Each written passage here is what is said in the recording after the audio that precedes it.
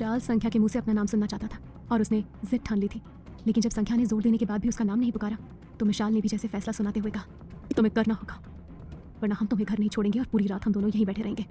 संख्या बेचैन होने लगी। विशाल उसके एकदम करीब था और किसी भी पल उन दोनों की स्किन एक दूसरे से टच हो सकती थी। संख्या के बाल लहराते हुए विशाल के चेहरे पर आने लगे, जिससे वो संख्या की तरफ आकर्षित होने लगा। संख्या के बालों की खुशबू से वो उसका दीवाना हो रहा था। उसे अपनी जिंदगी में पहली बार ऐसा एहसास हो रहा था जो काफी हसीन था। विशाल संख्या के साथ इन पलों को जी रहा था और चाहता था कि ये वक्त थम जाए। विशाल संख्या के और करीब आने लगा तो संख्या हड़बड़ा गई और उससे दूर होकर सिमटने लगी। तभी विशाल अपनी आकर्षक आवाज में बोला, हमारा नाम लो संख्या। संख्या बोली, प्लीज समझने की कोशिश करिए, हमसे नहीं हो रहा है। विशाल ने उसे चैलेंज किया, सोच लो, जब तक नाम नहीं लोगी तब तक तुम्हें यहीं रहना होगा हमारे साथ। संख्या ये सुनकर घबरा गई।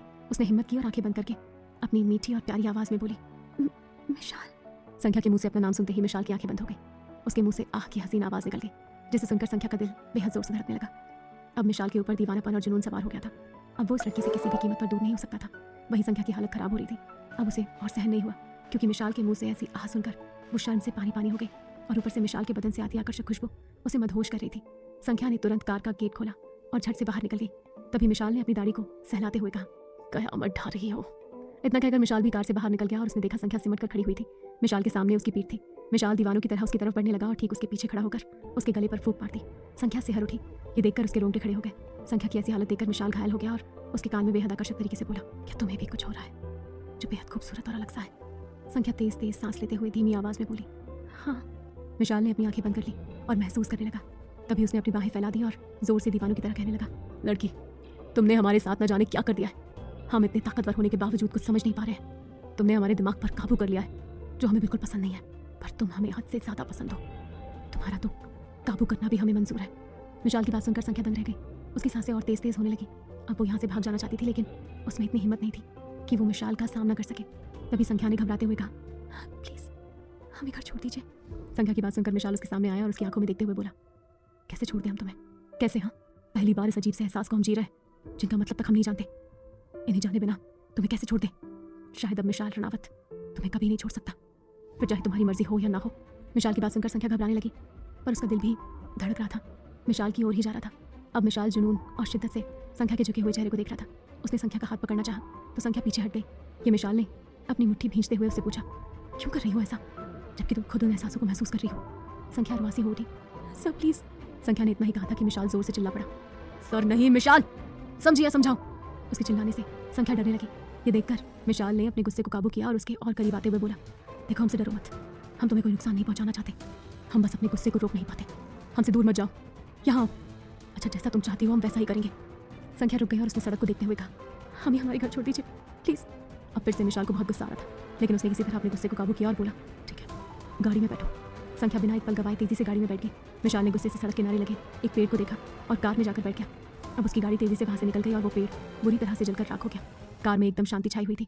विशाल गुस्से में जल रहा था। उसे संख्या की बेरुखी सहन नहीं हो रही थी। संख्या डरी सहमी हुई बैठी हुई थी और अपना घर आने का इंतजार कर रही थी। विशाल उसे गुस्से से देख रहा था और उससे बात करना चाहता था, पर यह अभी सही वक्त नहीं था। उसने अपनी गाड़ी की स्पीड बढ़ा दी और तेजी से संख्या के घर की तरफ बढ़ने लगा। अब विशाल को बहुत गुस्सा आ रहा था। वो संख्या के साथ वक्त गुजारना चाहता था, पर संख्या उससे डर रही थी, जो कि विशाल को पसंद नहीं आ रहा था। विशाल ड्राइविंग करते हुए गुस्से से बार बार संख्या की तरफ देख रहा था और संख्या नजरें झुकाकर बैठी हुई थी। उधर विशाल सोच रहा था कि हमसे ऐसे ही डरती रही तो काम कैसे चलेगा। हमें ये लड़की पसंद आ गई है, हम इसे दूर नहीं रह सकते, पर ये हमारे पास नहीं आना चाहती। शायद हमें अपने गुस्से पर काबू करना होगा, वरना ये लड़की हाथ से निकल जाएगी। विशाल ने गहरी सांस ली और बड़ी शांत लहजे में उसे पुकारा, संख्या। संख्या ने बिना उसकी तरफ देखे पूछा, जी। विशाल ने कहा, हम तुम्हें डराना नहीं चाहते, लेकिन हमसे गुस्सा काबू नहीं हो पाता। संख्या बोली, आप डराना नहीं चाहते थे, पर हम तो डर गए ना।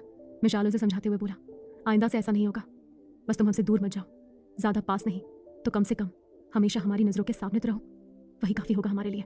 संख्या हैरानी से विशाल की तरफ देखने लगी और उसकी बातों में खो गई और अचानक उसके मुंह से निकला, हम आपसे दूर क्यों ना जाए। विशाल ने जवाब दिया, क्योंकि हम ऐसा चाहते हैं। ये सुनकर संख्या अचकचा गई। उसने फिर पूछा, और आप ऐसा क्यों चाहते हैं? विशाल ने फिर जवाब दिया, देखो हम खुद नहीं जानते, बस इतना समझ लो, लाजमी हो तुम हमारे लिए।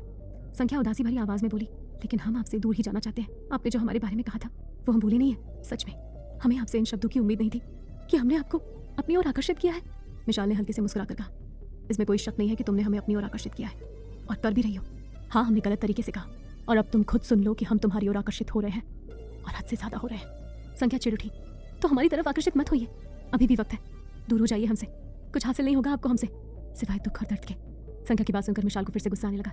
उसने कसकर स्टीयरिंग को पकड़ लिया और बोला, दूर तो अब हम तुमसे जा ही नहीं सकते और न तुम्हें जाने दे सकते, पर इतना जरूर है कि तुम्हारी तरफ से तो हमें दुख दर्द भी मंजूर है। मिशाल की जुनूनी और दीवानगी भरी बातें सुनकर संख्या के जिस्म में सिरहन दौड़ गई। उसे यकीन नहीं हो रहा था कि ऐसा भी कोई हो सकता है। संख्या अपनी सोच में गुम हो गई और बड़बड़ाते हुए खुद से बोली, हमसे दूर रहने में ही आपकी भलाई है। हमारी जान को हर पल खतरा बना रहता है। क्या पता कितनी सांसें लिखी है हमारे नसीब में, क्या पता कब वो शैतान आ जाएगा और मार देगा हमें। हम नहीं चाहते कि हमारी मौत में कोई और भी शामिल हो। संख्या को खामोश देखकर मिशाल बोला, ये खामोशी भी तुम्हें हमसे दूर नहीं कर सकती। संख्या ने मिशाल की तरफ देखा जो ड्राइविंग कर रहा था। अचानक से संख्या के चेहरे पर प्यारी सी मुस्कान आ गई। उसने सामने देखते हुए कहा, काफ़ी जुनून और शिद्दत है आपके अंदर। मिशाल बोला, हर हद से ज़्यादा और हर सरहद के पार। जिस दिन पूरी तरह हमारा जुनून और दीवानगीपन देखोगी तुम्हारे होश उड़ जाएंगे। संख्या भी मुस्कुरा उठी, हम अपने होश उड़ाने के लिए तैयार हैं। मिशाल ने होठ दबाते हुए कहा, बेहतर है, अब देखती जाओ मिशाल रानावत क्या क्या करता है सिर्फ तुम्हारे लिए। मिशाल की बात सुनकर संख्या के चेहरे पर हसीन मुस्कान आ गई। उसने अपना मुंह फेर लिया, पर तब तक मिशाल उसकी मुस्कान देख चुका था और उसका कायल हो रहा था। अब मिशाल वापस ड्राइविंग पर ध्यान देने लगा। कुछ देर बाद उनकी गाड़ी संख्या के घर के आगे जाकर रुक गई। संख्या ने सामने देखा और बोली, हमारी मंजिल आ चुकी है, अब हम चलते हैं। तभी मिशाल ने एकदम से उसे अपने करीब खींच लिया और उसकी आंखों में झांकते हुए कहा, ये तुम्हारी मंजिल नहीं है, जहाँ हम जाएंगे वही होगी तुम्हारी मंजिल। संख्या ने हैरानी से मिशाल की तरफ देखा और खुद को छुड़ाते हुए बोली, हम चलते हैं। मिशाल ने भी मुस्कुराकर कहा, कल मिलते हैं। संख्या ने मिशाल की बात का कोई जवाब नहीं दिया और गाड़ी से बाहर निकल गई। मिशाल जुनून से संख्या की तरफ देख रहा था। संख्या आगे बढ़ती जा रही थी। अचानक उसे अजीब सा एहसास होने लगा और वो जैसे ही पीछे मुड़ी तो दंग रह गई। गाड़ी में कोई भी नहीं था। संख्या हैरान होकर बोली, ये कहाँ चला गया? संख्या ने इतना ही कहा था कि तभी उसके गले पर ठंडी हवा महसूस हुई और वो जैसे ही मुड़ी उसने देखा मिशाल उसका बैग लेकर खड़ा शिद्दत से उसे देख रहा था। संख्या हैरान रह गई कि वो कब और कैसे उसके आगे पहुंच गया, जबकि वो तो अभी अभी गाड़ी में बैठा था। संख्या सोचने लगी तभी मिशाल ने उसके आगे बैक करते हुए कहा, ज़्यादा जोर मत दो इस नाजुक दिमाग पर, इस पर भी हमारा हक है। क्या संख्या भी मिशाल को पसंद करने लगी है? मिशाल संख्या के जुनून में आगे क्या क्या हदें पार करेगा? क्या होगा जब उसे पता चलेगा कि संख्या एक परी है जिसकी जान हर वक्त खतरे में है? ये जानने के लिए सुनिए इस कहानी का अगला भाग सिर्फ प्रतिलिपि FM पर।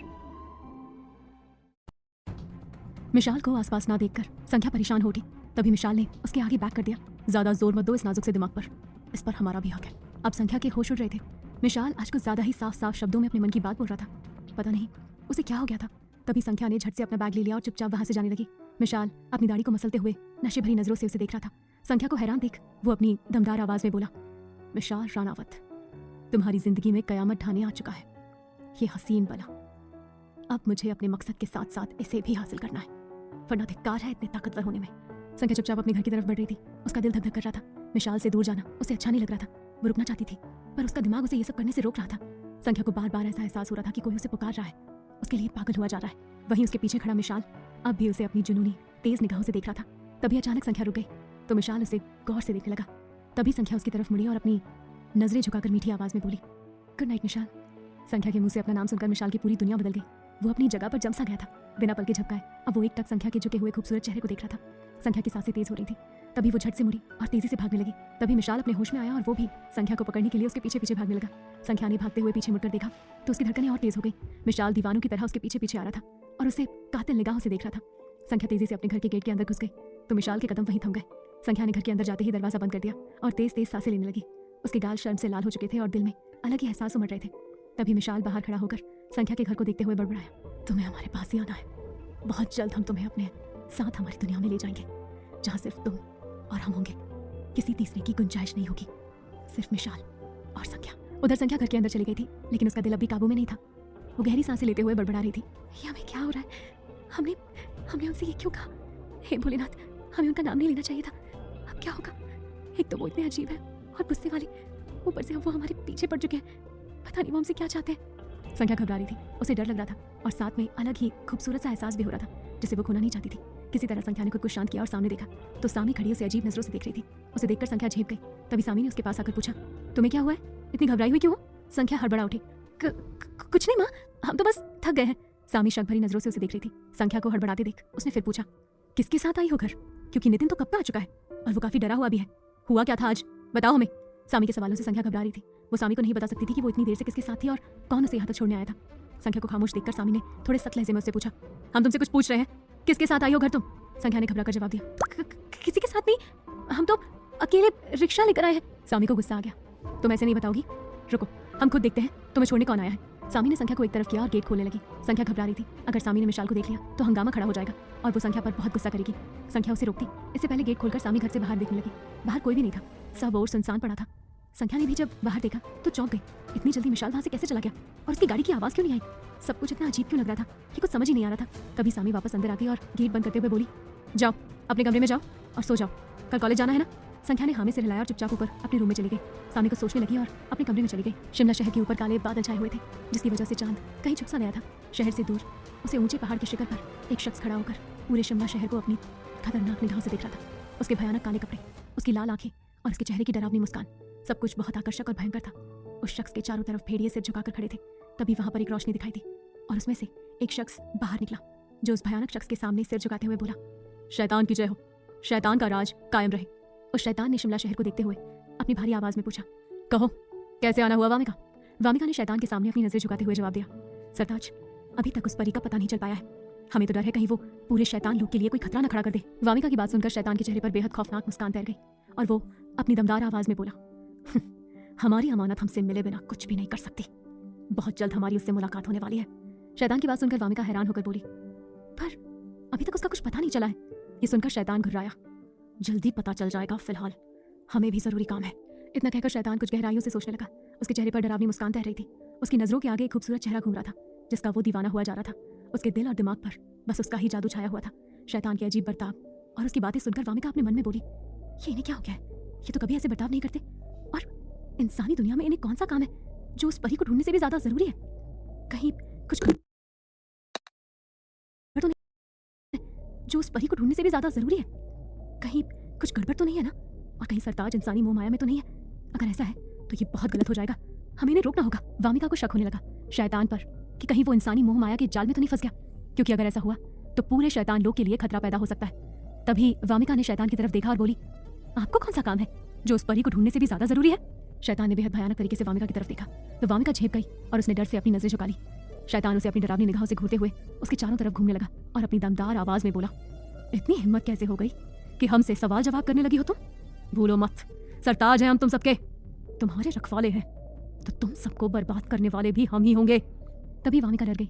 उसने कहा, माफ कीजिएगा सरताज, हमारे कहने का वो मतलब नहीं था, हम तो बस बहन होने के नाते आपसे पूछ रहे थे। शैतान बोला, अभी हम यहाँ किसी रिश्ते को निभाने नहीं आए हैं, हम अपने मकसद को पूरा करने आए हैं। तुम यहाँ से जा सकती हो, और हाँ, अगली बार यहाँ आने की जरूरत नहीं है। उस परी को लेकर हम खुद शैतान लोग पहुंच जाएंगे। वामिका ने झट से कहा, माफ करना सरताज, हम आगे से ध्यान रखेंगे। इतना कहकर वामिका ने झुककर शैतान का आदर किया और वहां से वापस शैतान लोग चली गई। उसके जाते ही शैतान के चेहरे पर बेहद खौफनाक मुस्कान आ गई। उसने अपनी आंखें बंद कर ली और अपने चेहरे को डरावने तरीके से मसला और बोला, कैसी कयामत हो तुम, हमें हमारे मकसद से ही दूर कर दिया। चलो तो अब मकसद से पहले तुम्हें ही हासिल किया जाएगा। शैतान बेहद भयानक तरीके से आसमान को घूरने लगा और कुछ खतरनाक करने का सोच रहा था। तभी संख्या बाथरूम से बाहर आई और उसने अपने बालों को जूड़े में बना लिया। वो खिड़की के पास जाकर खड़ी हो गई और बाहर देखने लगी। बाहर से आती ठंडी हवा उसके चेहरे पर आने लगी। उसने अपनी आंखें बंद कर ली और उस ठंडी हवा को महसूस करने लगी। उसके दिमाग में मिशाल का चेहरा घूमने लगा तो उसे शर्म आने लगी। उसके तन मन में अलग ही एहसास उमड़ने लगे, जिनका मतलब उसे पता तक नहीं था, पर उसे अच्छा लग रहा था। तभी उसने अपने सीने पर हाथ रखा और बोली, मिशाल।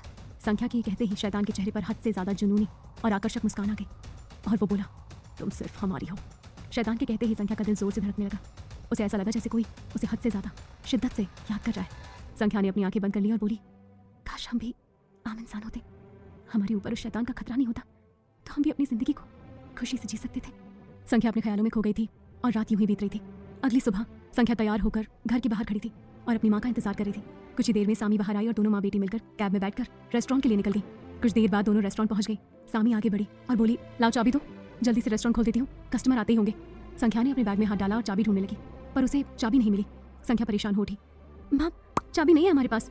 सामी हैरानी से बोली, तुम्हारे पास नहीं है तो किसके पास है बेटा? इतनी लापरवाह कैसे हो सकती हो तुम? कल तुमने ही तो लॉक किया था ना रेस्टोरेंट को। संख्या कुछ सोचने लगी, तभी उसे याद आया कि रेस्टोरेंट तो मिशाल ने लॉक किया था, इसका मतलब चाबी उसके पास ही होगी। संख्या परेशान हो गई और अपने मन में बोली, हे भोलेनाथ, इसका मतलब चाबी उनके पास है। अब मैं क्या करूंगी? उन्हें कहाँ ढूंढूंगी? नहीं, मुझे उनके सामने नहीं जाना है। कल जो हुआ उसके बाद तो बिल्कुल भी नहीं, पर चाबी तो लानी पड़ेगी, वरना रेस्टोरेंट कैसे ओपन होगा? अब क्या करूं मैं? सामी ने पूछा, क्या सोच रही हो तुम? जल्दी से कुछ करो, अभी भीड़ जमा हो जानी है, फिर क्या करेंगे हम? मिशाल की जिंदगी का क्या मकसद था? उसके पास कौन सी ताकतें थी? क्या वो वही शैतान था जिसको संख्या की तलाश थी, या फिर कोई और? ये जानने के लिए सुनिए इस कहानी का अगला भाग सिर्फ प्रतिलिपि FM पर। संख्या और उसकी माँ सामी दोनों इस वक्त अपने रेस्टोरेंट के बाहर खड़ी हुई थी, लेकिन संख्या को रेस्टोरेंट की चाबी नहीं मिल रही थी। जब उसे याद आया कि कल रात वो मिशाल के साथ थी, जब वो रेस्टोरेंट से निकली थी तो उसके होश उड़ गए। संख्या को परेशान देख सामी ने पूछा, क्या सोच रही हो तुम? जल्दी से कुछ करो, अभी भीड़ बढ़ जानी है, फिर क्या करेंगे हम? संख्या बोली, माँ आप चिंता मत करिए, हम कुछ करते हैं ना। सामी इधर उधर टहलने लगी, संख्या को सोचते हुए थोड़ा आगे बढ़ गई। तभी वहां पर एक गाड़ी आकर रुकी, जिसे देखकर संख्या का दिल जोर से धड़कने लगा। वो तुरंत समझ गई थी कि वहां पक्का मिशाल आ गया है और वो उसके सामने नहीं जाना चाहती थी। तभी संख्या ने एक गहरी सांस ली और तेजी से भागते हुए रेस्टोरेंट के एक साइड में जाकर छुप गई और सड़क की तरफ देखने लगी। तभी गाड़ी में से मिशाल बाहर निकला। उसने डार्क ब्राउन कलर का शर्ट, ब्लैक पैंट और चेहरे पर काला चश्मा पहना था। अब वो रेस्टोरेंट की तरफ रौब से बढ़ने लगा। मिशाल को वहां देखकर संख्या की धड़कनें तेज होने लगी। मिशाल इस वक्त कितना हैंडसम लग रहा था और कितना रौबदार भी। संख्या एकटक मिशाल को देखे जा रही थी और उसे देखकर उसके गाल लाल हो रहे थे। उसकी हिम्मत नहीं हो रही थी मिशाल के सामने जाने की। कल उसने उसका नाम लिया था और दोनों के बीच बड़ी अजीब सी बातें हुई थी। अब मिशाल रेस्टोरेंट के आगे खड़ा होकर संख्या को ढूंढने लगा। उसे पता था कि संख्या यहीं होगी, क्योंकि बिना चाबी के रेस्टोरेंट खुलेगा नहीं और चाबी तो मिशाल के पास है, जिसके बहाने वो संख्या से मिलने आया था। तभी मिशाल को देखकर सामी बोली, माफ कीजिएगा, अभी रेस्टोरेंट ओपन नहीं हुआ है, आप थोड़ी देर बाद आ सकते हैं? मिशाल ने अपना चश्मा उतारा और सामी की तरफ देखकर बोला, हमें संख्या से मिलना है। तभी सामी को याद आया कि ये तो वही अजीब आदमी है जिसने कल इतना सारा खाना ऑर्डर किया था, पर इसको संख्या से क्या काम है? सामी ने मिशाल को घूरा और हैरान होकर पूछा, पर आप कौन है और हमारी बेटी से क्यों मिलना चाहते हैं? मिशाल बोला, आपकी बेटी ने अपने रेस्टोरेंट की चाबी हमारे पास छोड़ दी थी, वही उसे वापस करने आए हैं, बुलाइए उसे, कहाँ है वो? मिशाल की बात सुनकर सामी हैरान रह गई। उसे समझ में नहीं आया कि उसके रेस्टोरेंट की चाबी इस आदमी के पास कैसे आई और संख्या ने चाबी इसे क्यों दी। उसने पूछा, पर आपके पास चाबी क्यों छोड़ी उसने? मिशाल ने जवाब दिया, दरअसल कल रात हम डिनर कर रहे थे, तभी वो लड़का जो संख्या के साथ आया था वो उसे अकेले छोड़कर चला गया था। डिनर करने के बाद हम भी जा रहे थे, लेकिन आपकी बेटी से रेस्टोरेंट का ताला बंद नहीं हो रहा था, तो हमने उसकी हेल्प कर दी और गलती से चाबी हमारी जेब में डाल दी। मिशाल की बात सुनकर दीवार के पीछे खड़ी संख्या हैरान रह गई। मिशाल ने उसे बचाने के लिए सामी से झूठ बोला, क्योंकि अगर वो सच बता देता तो सामी संख्या को छोड़ती नहीं और उसे सवाल पूछ कर उसका दिमाग खराब कर देती। मिशाल की बात सुनकर सामी को नितिन पर बहुत गुस्सा आया। उसकी वजह से संख्या को एक अनजान आदमी से मदद लेनी पड़ी। अब मिशाल अपनी बेताब और तलबगार निगाहों से संख्या को इधर उधर ढूंढ रहा था, पर वो उसे कहीं नहीं दिख रही थी। अब वो बेचैन हो रहा था उसके एक दीदार के लिए, और वही संख्या उससे छुपने की पूरी कोशिश कर रही थी। सामी ने अपना हाथ आगे बढ़ा दिया और कहा, लाइए हमें चाबी दे दीजिए, संख्या तो पता नहीं कहाँ चली गई है, शायद उसे कोई काम होगा। सामी नहीं चाहती थी कि कोई भी अनजान आदमी संख्या के आसपास भी भटके और उस पर बुरी नजर डाले, क्योंकि संख्या की खूबसूरती अक्सर उसे मुसीबत में डाल देती थी और ये आदमी जवान और आकर्षक लग रहा था। इसका संख्या से दूर रहना ठीक था। अब मिशाल को गुस्सा आ रहा था। वो तो यहाँ संख्या से मिलने आया था, पर वो लड़की तो कहीं भी दिखाई नहीं दे रही थी। अब वो उसका दीदार कैसे करेगा? गुस्से में जलते हुए मिशाल ने सामी को चाबी दे दी और इधर उधर देखते हुए अपनी गाड़ी में बैठकर वहां से निकल गया। उसके जाते ही सामी ने रेस्टोरेंट खोला और अंदर चली आई। मिशाल गुस्से में तेज रफ्तार से गाड़ी चला रहा था। सुबह सुबह उसका मूड खराब हो गया था। कहाँ वो सारे काम छोड़कर संख्या से मिलने गया था और उससे मिल ही नहीं पाया। मिशाल ने स्टीयरिंग को दबाकर अपने दांत पीसते हुए कहा, हमें पता है तुम हमसे भाग रही हो, हमारे सामने नहीं आना चाहती हो, पर अब बहुत देर हो चुकी है। अब तो हमारी नजर तुम पर पड़ चुकी है, जो जिंदगी भर तुमसे हटने वाली नहीं है। तुम्हें तो अब हमारे पास आना ही होगा। मिशाल के जाते ही संख्या सामने आई और रेस्टोरेंट के अंदर चली गई। तभी उसे देखकर सामी ने पूछा, तुम पागल हो गई हो क्या? संख्या घबरा गई। आप ऐसा क्यों बोल रही है माँ? सामी बोली, हमने तुम्हें किसी अनजान आदमी से बातचीत करने से मना किया था ना, और तुमने उसे चाबी दे दी। संख्या बोली, माँ वो हमारे टीचर है, कोई अजनबी नहीं है। सामी हैरान हो उठी, तो तुमने ये बात हमें कल क्यों नहीं बताई? संख्या बोली, वो थोड़े गुस्सैल और घमंडी इंसान है और थोड़े सनकी भी है, तो कहीं उनको गुस्सा ना आ जाए, इसीलिए किसी से कुछ नहीं कहा हमने, और एक रेस्टोरेंट के मालिक की तरह बर्ताव किया। उन्होंने लॉक लगाने में मेरी हेल्प की थी, क्योंकि आपका नितिन तो भाग गया था ना। सामी गुस्से से भरकर बोली, इस नितिन से तो आज मैं बात करूंगी, इसके भरोसे तो हम तुम्हें छोड़ ही नहीं सकते। संख्या बोली, सही कहा आपने माँ, अब हम कॉलेज के लिए निकलते हैं, हमें देर हो रही है। सामी ने कहा, ठीक है, आराम से जाना और किसी भी गैर मर्द को खुद को जरा भी छूने मत देना। पता है ना, वो आ चुका है और तुम्हारी तलाश में लगा हुआ है। शैतान का जिक्र होते ही संख्या उदास हो गई और बोली, हम पूरा ध्यान रखेंगे माँ। ये कहकर संख्या वहां से एक टैक्सी लेकर अपने कॉलेज के लिए निकल गई। टैक्सी में संख्या उदास बैठी थी। उसे अपनी किस्मत और अपने अस्तित्व पर बहुत गुस्सा आ रहा था कि काश वो भी आम इंसान होती तो उसे इंसानी दुनिया में खुशी से और प्यार से रहने को मिलता, पर यहाँ तो उसके सर पर मौत मंडरा रही है, जो कभी भी उसे जान से मार सकती है। संख्या उस डरावने ख्यालों को सोच सोचकर परेशान हो रही थी। तभी इन परेशानियों के बीच उसके सामने मिशाल का आकर्षक चेहरा घूमने लगा। मिशाल का ख्याल आते ही संख्या के चेहरे पर मुस्कान आ गई और उसके गाल लाल हो गए। उसे मिशाल की कही सारी बातें याद आ रही थी। संख्या समझ गई थी कि मिशाल उससे क्या चाहता है। तभी संख्या ने सीट से सिर टिका दिया और मुस्कुराते हुए बोली, घनी अंधेरी रात में हमारी जिंदगी में नई सुबह की रोशनी बनकर वो आया है। उसने हमसे हमें ही चुराया है, हमें खुद की ओर बढ़ाया है, दिल में नई चाहत और उत्साह जगाया है। इतना कहकर संख्या ने अपनी आंखें बंद कर ली और मिशाल को याद करने लगी। कितनी जुनूनी और दीवानगी से भरा हुआ इंसान है वो, कितना तूफान और तबाही है उसकी गहरी राज भरी आंखों में। कुछ तो अलग है इस आदमी में जो सबसे जुदा है और सबसे खास। संख्या उसकी तरफ खिंचती चली जा रही थी। मिशाल को याद करते हुए संख्या के चेहरे पर प्यारी सी मुस्कान उभर आई थी। अचानक उसकी वो मुस्कान गायब हो गई।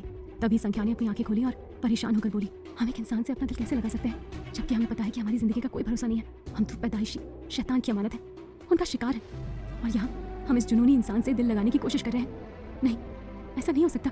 हम आपको धोखा नहीं दे सकते मिशाल। आपने हमारी तरफ अपने कदम बढ़ाए और हमें अपने कदम पीछे लेने होंगे, वरना तकलीफ आप ही को होगी। इतना कहकर संख्या ने गहरी सांस ली और शिद्दत से मिशाल को याद करने लगी। संख्या की सच्ची पुकार मिशाल तक पहुंच रही थी। वो इस वक्त अपने कैबिन में बैठा बेचैन और बेताब हो रहा था। अब उसे संख्या से मिलना है, किसी भी कीमत पर। मिशाल जानता है कि इस वक्त संख्या उसे ही याद कर रही है, लेकिन उससे दूर जाने की कोशिश भी कर रही है, जो मिशाल होने नहीं देगा। तभी मिशाल ने अपनी मुट्ठी भींच ली और दांत पीसते हुए बोला, पहली बार किसी पर हक जताने का मन कर रहा है। पहली बार किसी की तकलीफ से हमें फर्क पड़ रहा है। पहली बार खुद के अलावा कोई और अच्छा लग रहा है। सब कुछ पहली बार है और इस हर पहली चीज में सिर्फ तुम हो संख्या। हर जगह, हर बार।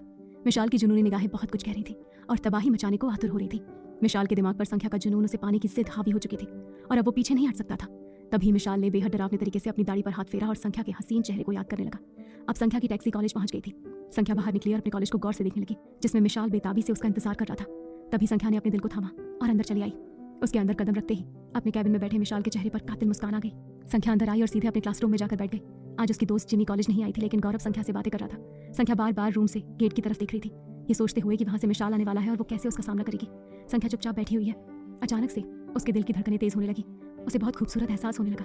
उसने अपनी बेताब और तलबगार निगाहों से गेट की तरफ देखा तो वहां से मिशाल रनावत क्लास के अंदर चला आ रहा था। मिशाल दूर से ही संख्या को ही देख रहा था। तभी मिशाल से नजरें मिलते ही संख्या का दिल खुश हो गया, पर उसे उससे बहुत शर्म आ रही थी, इसीलिए उसने झट से अपनी नजरें झुका ली। संख्या की यादा देखकर मिशाल घायल हो गया। उसके सिर पर दीवानापन चढ़ने लगा और वो तेजी से क्लासरूम के अंदर चला गया। मिशाल के अंदर आते ही सभी स्टूडेंट अपनी जगह से खड़े होकर उसे ग्रीट करने लगे। इन बड़े बड़े बच्चों में संख्या कहीं खो गई थी और मिशाल को दिखाई नहीं दे रही थी। तभी मिशाल बेचैन हो उठा और उसे ढूंढने लगा तो संख्या स्टूडेंट की भीड़ में नजरें झुकाकर खड़ी थी। मिशाल ने गुस्से से सभी स्टूडेंट को नीचे बैठने के लिए कहा। सबके हटते ही मिशाल को बीचों बीच नजरें झुकाकर बैठी हुई संख्या दिखाई दी। संख्या को देखकर मिशाल खुश हो गया, पर उसके चेहरे पर कोई भाव नहीं था। मिशाल कब से उसे देखे जा रहा था और सभी स्टूडेंट मिशाल को देखकर बातें बना रहे थे। नेहा से कुछ और हो नहीं पाया तो उसने संख्या को बदनाम करना शुरू कर दिया। उसने पूरे कॉलेज में ऐसी अफवाह फैला दी कि संख्या और मैथ्स के टीचर मिशाल रनावत के बीच नाजायज संबंध है। ये बात सब जगह आग की तरफ फैल गई, इसीलिए मिशाल और संख्या को इस बारे में कुछ पता नहीं था। वो दोनों एक दूसरे में खो चुके थे। क्या नेहा को संख्या को बदनाम करने का खामियाजा भुगतना पड़ेगा? क्या मिशाल और संख्या अब एक दूसरे के करीब आ जाएंगे? क्या होगा जब दोनों को एक दूसरे की सच्चाई पता चलेगी? ये जानने के लिए सुनिए इस कहानी का अगला भाग, सिर्फ प्रतिलिपि FM पर। संख्या और मैथ्स के टीचर मिशाल रनावत के बीच कुछ चल रहा है। ये बात सब जगह आग की तरफ फैल गई, इसीलिए मिशाल और संख्या को इस बारे में कुछ भी नहीं पता था। वो दोनों एक दूसरे में खो चुके थे। इससे सबका शक यकीन में बदल गया था और सब लोग कानाफूसी करने लगे थे। नेहा को संख्या और मिशाल पर बहुत गुस्सा आ रहा था। ये देखकर नेहा आग में जल रही थी। मिशाल संख्या को देख रहा था, तभी उसके कानों में स्टूडेंट की आवाज आने लगी। उसने तुरंत संख्या से नजरें हटाई और सबकी तरफ देखकर बोला, यहाँ पढ़ाई करने आते हो या दूसरों की बातें? उसकी बात सुनकर सभी स्टूडेंट ने एक साथ सॉरी कहा। फिर मिशाल ने सबको पढ़ाना शुरू कर दिया। अब रह रहकर मिशाल संख्या की तरफ देख रहा था, जिसकी नजर अब भी झुकी हुई थी और उसके गाल लाल हो रहे थे। तभी मिशाल ने सबको क्वेश्चन पूछना शुरू किया और कहा, जितना भी हमने आप सबको पढ़ाया है, आज हम आप सबके मुंह से सुनना चाहेंगे। जिससे पूछेंगे वो खड़ा होकर जवाब देगा और जवाब गलत होने पर सजा के लिए तैयार रहना। मिशाल की बात सुनकर सभी स्टूडेंट एक दूसरे की तरफ डर के मारे देखने लगे और मिशाल ने सबसे सवाल पूछा। कुछ ने जवाब दिया और कुछ डर के मारे अपनी जगह पर सिर झुकाकर खड़े हो गए। तभी मिशाल की नजर गौरव पर पड़ी, जो बैठा हुआ कांप रहा था। मिशाल ने उसकी तरफ इशारा किया और डरावने तरीके से बोला, तुम खड़े हो जाओ। गौरव डर से और बुरी तरह कांपने लगा तो संख्या ने उसके हाथ पर अपना हाथ रखा और उसे शांत करने लगी। उसके हाथ पर संख्या के हाथ को देखकर मिशाल का पारा चढ़ गया और वो गुस्से से चिल्लाकर बोला, हाथ हटाओ। मिशाल की आवाज़ सुनकर सब लोग डर गए और संख्या झेप गई। उसने तुरंत अपना हाथ हटा लिया और चुपचाप बैठ गई। तभी मिशाल ने गहरी सांस लेते हुए कहा, गौरव अब तुम बोलो वरना सजा भुगतो। ये कहकर मिशाल ने गौरव से मैथ्स का एक सवाल पूछा, जिसका जवाब गौरव नहीं दे पाया। ये देखकर मिशाल के चेहरे पर एक कातिल मुस्कान आ गई और वो उसकी तरफ बढ़ने लगा। संख्या डरने लगी कि अगर मिशाल ने उसके भोले भाले दोस्त को कोई भी सजा दे दी तो क्या होगा। संख्या जमीन को देखकर जोर से घबराते हुए बोली, सर प्लीज उसे सजा मत दीजिए, वो भोला है, उसे कुछ नहीं पता चलता है। मैं और जिमी उसे पढ़ाते तब जाकर वो पास होता है, प्लीज सर उसे माफ कर दीजिए। संख्या की बात सुनकर मिशाल के कदम वहीं रुक गए और वो अपनी जगह पर जाकर खड़ा हो गया और बिना किसी भाव के बोला, नीचे बैठ जाओ सब लोग। ये सुनकर संख्या ने चैन की सांस ली और अपने दिल पर हाथ रख लिया। तभी मिशाल उसकी तरफ देखकर शिद्दत से बोला, हम किसी से कुछ भी नहीं कहेंगे, बस तुम घबराओ मत, आपसे जैसा कहोगी वैसा ही करेंगे। मिशाल की शिद्दत भरी बात सुनकर संख्या का दिल धक धक करने लगा। तभी उसने अपनी नजरें उठाकर मिशाल की तरफ देखा तो वो देखती ही रह गई। उसकी आंखों के आंसू देखकर मिशाल ने अपनी नजरें फेर ली और अपनी मुट्ठी भींचते हुए कहा, ये सब करने की जरूरत नहीं है, हमसे ये सहन नहीं हो रहा है। मिशाल की बात सुनकर संख्या ने अपने आंसू पोंछ लिए और चुपचाप बैठकर किताब में देखने लगी। मिशाल ने गहरी सांस ली और सबको पढ़ाने लगा। इस बार उसने संख्या की तरफ नहीं देखा और पूरी क्लास के दौरान उसने एक बार भी संख्या को नहीं देखा।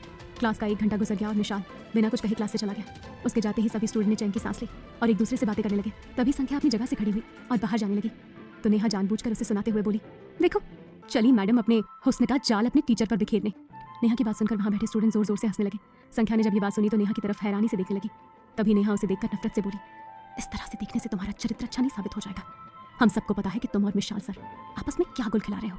संख्या उसकी बात सुनकर दंग रह गई और गुस्से से बोली, तुम कितनी बेशरम हो, किसी के बारे में कुछ भी बोलती रहती हो। एक बार जाकर आईने में अपनी शक्ल क्यों नहीं देखती? नेहा गुस्से से खड़ी होकर बोली, तुम अपनी शक्ल का फायदा उठाकर लड़कों को फंसाती हो और मुझ पर उंगली उठा रही हो। तभी संख्या बोली, तुम्हारी गंदी नजर है मिशाल सर के ऊपर और तुम ही उनके ऊपर डोरे डालने की कोशिश भी कर रही हो। वो तो सर है जो तुम्हें भाव नहीं देते, इसीलिए अपनी भड़ास इस तरह से निकाल रही हो। ये सुनकर नेहा को बहुत गुस्सा आया और वो जोर से बोली, चुप रहो गंदी लड़की, तुमने न जाने कितनों को फंसाया है, कितनों के साथ धोखा किया है। मैं सबको बता दूंगी कि तुम्हारे और मिशाल सर के नाजायज संबंध भी है। सर तो आखिर एक मर्द है, उनकी क्या गलती है, पर इसने उनकी मर्दानगी का पूरा फायदा उठाया है। छी, शर्म आनी चाहिए तुम्हें संख्या। नेहा की बात सुनकर सभी स्टूडेंट संख्या को कोसने लगे और उसके बारे में बुरा भला कहने लगे। ये सब सुनकर संख्या की आंखों में आंसू आ गए। अब वो सबकी तरफ लाचारी से देख रही थी। तभी गौरव आगे आया और घबराते हुए बोला, तुम सब ऐसा मत करो, संख्या को मत रुलाओ, वरना वो हम में से किसी को भी नहीं छोड़ेंगे। सबको बहुत दर्दनाक मौत देंगे वो, अगर उन्हें पता चल गया कि उनकी अमानत की आंखों में आंसू आए हैं और उसे दुखी किया गया है। गौरव की बात सुनकर सभी स्टूडेंट उससे घूरने लगे और एक लड़के ने तो गौरव के माथे पर चपत लगाते हुए बोला, अबे ओ बेवकूफ, तू सिर्फ अपने तुतलाने पर ध्यान दे, आया बड़ा संख्या का चमचा। उस लड़के की बात पर सभी स्टूडेंट जोर से हंसने लगे और संख्या और गौरव का मजाक उड़ाने लगे। अब संख्या ने अपने आंसू पोंछ लिए और खून सी लाल आंखों से वहां मौजूद एक एक शख्स की तरफ नफरत से देखते हुए बोली, किसी के चरित्र पर उंगली उठाने वालों और इस नेहा का साथ देने वालों, मैं तुम सबसे वादा करती हूँ, ऐसा दर्द तुम सबको भुगतना पड़ेगा कि तुम्हारी रूह तक सुकून हासिल नहीं कर पाएगी। और इस नेहा के साथ तो इतना बुरा होने वाला है जो इसने कभी सोचा भी नहीं होगा। यहाँ मौजूद सभी कान खोल कर सुन लो और इस बात को कभी भूलना मत। इतना कहकर संख्या ने गौरव का हाथ पकड़ा और उसे अपने साथ वहां से ले गई। ये सुनकर क्लास में खड़े सभी स्टूडेंट चौंक गए थे। पता नहीं क्यों, पर सभी को एक अजीब सा डर लगने लगा था। वहीं नेहा की भी हालत खराब हो रही थी। उसे लग रहा था कि कुछ तो गड़बड़ होने वाली है। नेहा ने सभी स्टूडेंट की तरफ देखा और झूठा दिखावा करते हुए बोली, तुम सब कहाँ उस झूठी लड़की की बातों में आ गए? उसकी बात पर ध्यान मत दो, उसने सिर्फ बकवास की है और कुछ नहीं। इतना कहकर नेहा को सोचने लगी। तभी संख्या रोती हुई क्लास से बाहर आई और गौरव को लेकर गार्डन में जाकर बैठ गई। अब गौरव उसे चुप करवाने की कोशिश कर रहा था, पर संख्या का दिल दुखा हुआ था। तभी गौरव संख्या के आंसू पोंछकर मासूमियत से बोला, संख्या प्लीज, तुम रोया मत करो, तुम किसी की अमानत हो, तुम्हें रोने का हक नहीं है। उन्हें पता चला तो वो सबको मार देंगे और तुम्हें क्या लगता है अभी हमें कोई नहीं देख रहा क्या?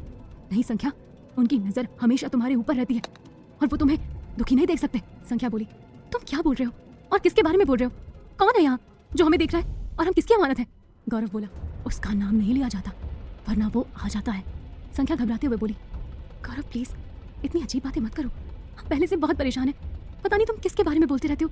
गौरव बोला, मैं सच कह रहा हूँ, तुम बस शांत हो जाओ और हमेशा मुस्कुराती रहो वरना वो तबाही मचा देगा। अब संख्या को गुस्सा आने लगा था। तभी वो अपनी जगह से खड़ी हो गई और इधर उधर टहलने लगी। अब गौरव चुपचाप बैठकर संख्या को देखने लगा। तभी संख्या ने अपनी आंखें बंद की और आसमान की तरफ अपना चेहरा करके बोली, क्यों हो रहा है हमारे साथ ऐसा? हमने तो किसी का कुछ नहीं बिगाड़ा है और आपको क्या हो गया है? आज कहाँ गुम हो गए हो जो हमारी कोई फिक्र ही नहीं है आपको? पहले तो हर मुसीबत में आप हमें बचा लिया करते थे, फिर आज क्या हुआ है? आज उस नेहा के साथ कुछ बुरा क्यों नहीं हुआ, जबकि उसने हमारे ऊपर कितना घटिया इल्जाम लगाया? उसकी शिकायत उस शख्स तक पहुंच रही थी। उसने अपनी डरावनी लाल आंखें खोली, उसकी आंखें अंगारे बरसा रही थी। उस शख्स ने उसकी मुट्ठी भींच ली और अपने दांत पीसते हुए हद से ज्यादा गुस्से में बोला, तुम कहो और हम ना सुने, ऐसा कभी नहीं हो सकता। उसने अपने डरावने काले पंख फैलाए और आसमान में उड़कर पूरे कॉलेज को अपनी आग भरी निगाहों से घूरने लगा।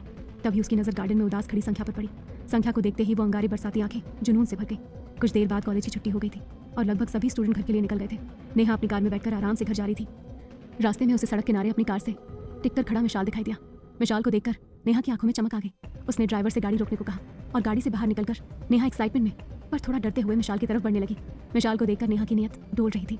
वो उसे पाना चाहती थी पर उससे डर भी लग रहा था, इसीलिए वो डरते हुए बोली, सर आप यहाँ क्या कर रहे हो?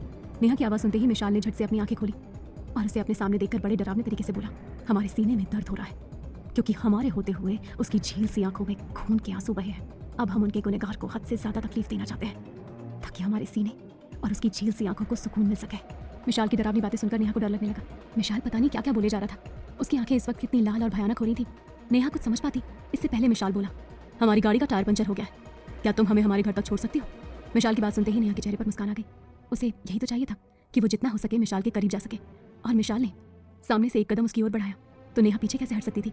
तभी नेहा खुशी से बोली, हाँ हाँ सर प्लीज आइए ना, मैं आपको छोड़ दूंगी। मिशाल बिना उसकी तरफ देखे उसकी गाड़ी की तरफ बढ़ने लगा। नेहा ने पीछे की सीट का दरवाजा खोला पर मिशाल आगे जाकर बैठ गया। नेहा को बुरा लगा पर वो जल्दी से पीछे की सीट पर बैठ गई और उनकी गाड़ी आगे बढ़ गई। उनसे थोड़ी दूरी पर ऑटो रिक्शा में बैठी संख्या ने ये सब देख लिया था।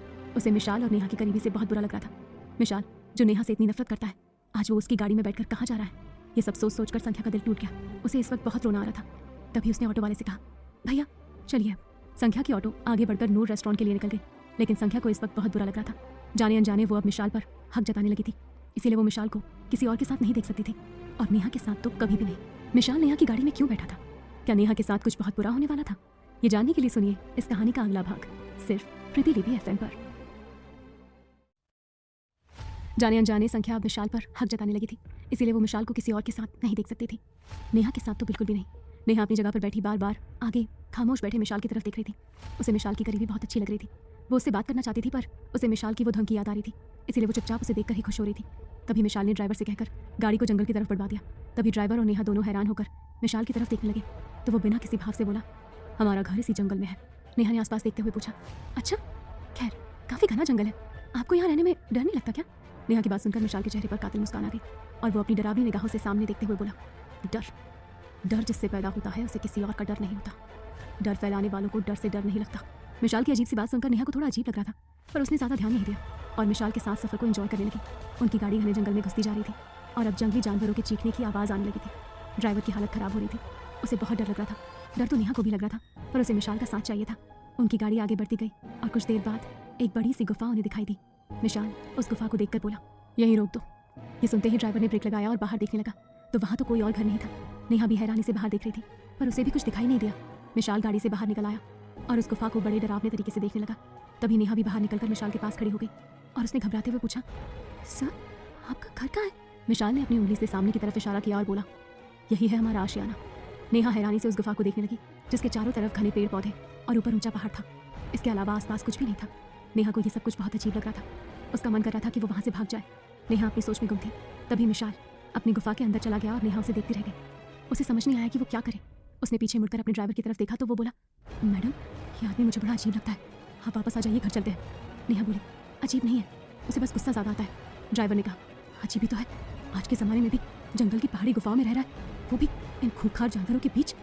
मेरी बात मानिए और चलिए यहाँ से, वैसे भी कुछ देर में रात होने वाली है। नेहा बोली, तुम यहीं रुको, मैं उनको बाय बोल कर आती हूँ। ड्राइवर ने कहा, रुकिए, मैं आपके साथ चलता हूँ। ड्राइवर गाड़ी से बाहर आया और दोनों मिलकर गुफा के अंदर घुस गए, जहाँ सिर्फ और सिर्फ काला अंधेरा छाया हुआ था। अब दोनों घबराते हुए आगे बढ़ रहे थे कि तभी नेहा चिल्लाई, मिशाल सा, आप कहाँ हैं? मुझे आपसे बात करनी है। ड्राइवर अब तक बुरी तरह घबरा चुका था। उसने कहा, मैडम चलो ना यहाँ से, कितनी डरावनी जगह है ये। नेहा बोली, ठीक है चलो, मुझे भी डर लग रहा है, सर से कल बात कर लूँगी। वो दोनों पलटकर वापस जाने लगे तो उनके आगे सिर्फ दीवार थी, वहाँ कोई भी रास्ता नहीं था। तभी दोनों घबराकर इधर उधर देखने लगे, पर उन्हें कुछ दिखाई नहीं दे रहा था। तभी नेहा बोली, कहीं हम दोनों रास्ता तो नहीं भूल गए? ड्राइवर बोला, मुझे भी यही लगता है, चलिए वहाँ पीछे से जाते हैं, वो रास्ता कहीं तो जाता होगा। वो दोनों उस रास्ते की तरफ चल पड़े। कुछ दूर जाने पर भी उन्हें गुफा से बाहर जाने का रास्ता नहीं मिला और वो दोनों 1 घंटे तक यूं ही घूमने लगे, पर कोई फायदा नहीं हुआ। उन दोनों को अब बहुत डर लग रहा था, उन्हें गुफा के अंदर जाना ही नहीं चाहिए था। वो दोनों हिम्मत करके आगे बढ़े। तभी उनके ऊपर सैकड़ों की संख्या में चमगादड़ों ने हमला कर दिया और उन्हें काटने लगे। अब ड्राइवर और नेहा बुरी तरह से चिल्ला रहे थे। वो चमगादड़ उन्हें काट कर नोच रहे थे। अब वे दोनों बड़ी मुश्किल से वहां से भागे। इस वक्त दोनों के गले पर, मुंह पर और हाथों पर काटने के निशान थे, जिनमें से खून निकल रहा था। नेहा बहुत रो रही थी और ड्राइवर की भी हालत बहुत खराब थी। कुछ दूर जाने पर नेहा रुक गई और तेज तेज सांसें लेने लगी। उसने महसूस किया कि काफी देर से ड्राइवर की आवाज नहीं आई थी। नेहा ने पलट कर देखा तो उसके पीछे कोई भी नहीं था। नेहा घबरा गई और ड्राइवर को इधर उधर ढूंढने लगी, पर वो उसे नहीं मिला। अब नेहा बुरी तरह से रोकर, चीखने और भागने लगी। तभी उसे भेड़ियों की चिल्लाने की आवाज सुनाई दी तो नेहा घबराते हुए सामने देखने लगी। तभी सामने से एक खूंखार जंगली भेड़िया उसे दिखाई दिया, जो गुस्से और भूखी निगाहों से नेहा को देखते हुए उसकी तरफ बढ़ रहा था। ये देखकर नेहा की रूह कांप गई। वो अब कांपते हुए उस भेड़िए को देख रही थी। तभी अचानक से उस भेड़िए ने छलांग लगाई और नेहा के ऊपर हमला कर दिया और झटके से उसके पैर को काट लिया। तभी नेहा की दर्द भरी चीख पूरी गुफा में गूंजने लगी और उसके पैरों से खून निकलने लगा। अब नेहा बुरी तरह से रो रही थी।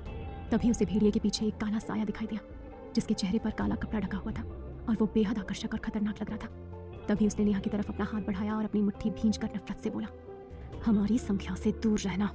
आज के बाद उसे तकलीफ देने का ख्याल तक अपने दिमाग में मत लाना।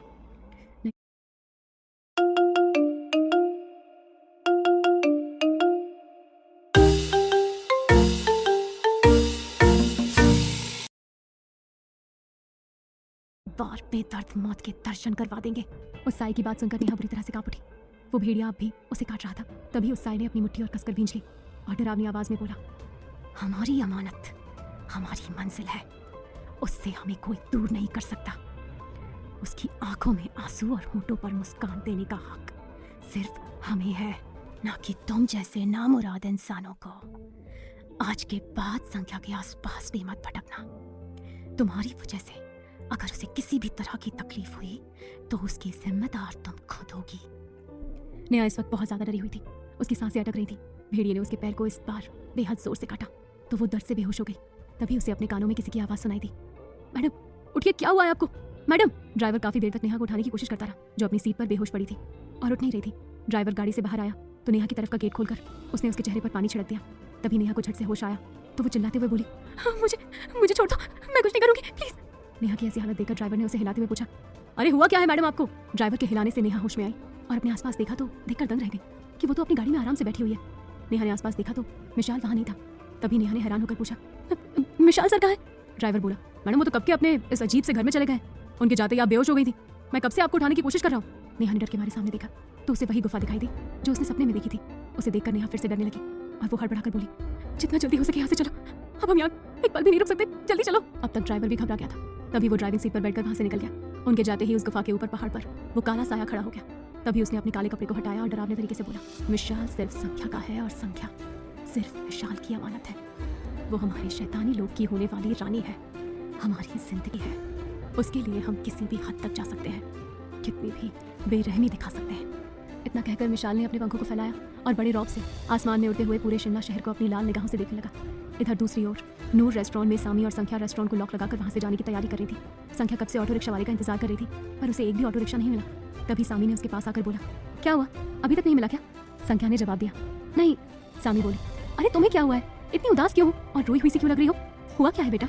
संख्या बोली, कुछ नहीं हुआ है, बस हम थक गए हैं, हमें बहुत नींद आ रही है। ये सुनकर सामी ने कहा, हाँ बस ऑटो मिल जाए तो घर चलते हैं। वो दोनों ऑटो रिक्शा का इंतजार करने लगे।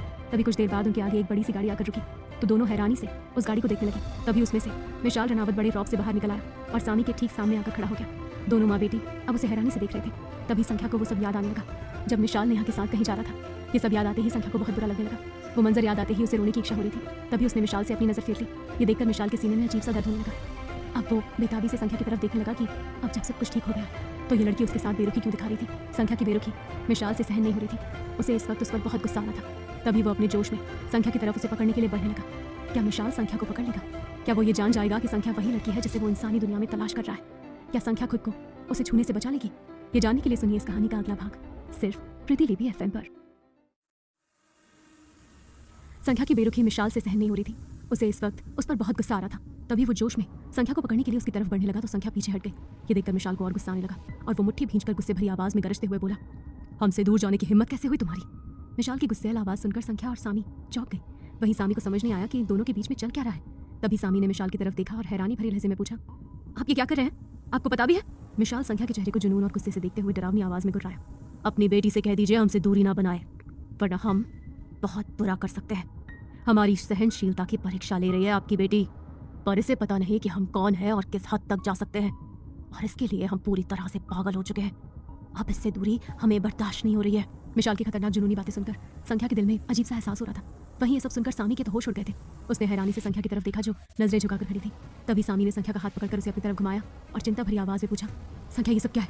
तुम्हारा टीचर ऐसे क्यों बोल रहा है? संख्या ने परेशान होकर जवाब दिया, हमें खुद भी नहीं पता माँ, हम तो खुद हैरान हैं कि इस बर्ताव से। संख्या की बात सुनकर विशाल को बहुत गुस्सा आया। उसने इधर उधर देखा और जाकर अपनी गाड़ी को जोर से लात मार दी।